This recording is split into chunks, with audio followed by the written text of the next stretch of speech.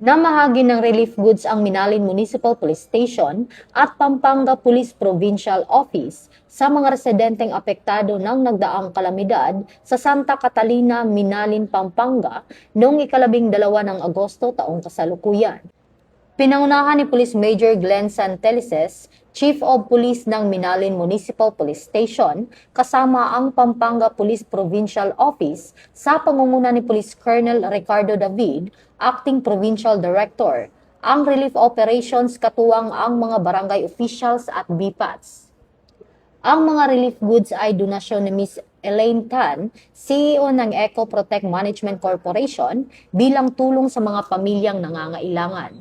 Patunay ang naturang aktibidad sa patuloy na pakikipagtulungan ng PNP at mga pribadong katuwang upang matulungan ang mga komunidad na makaahon at makabangon mula sa epekto ng kalamidad. Bagong PNP para sa bagong Pilipinas, serbisyong mabilis, tapat at nararamdaman.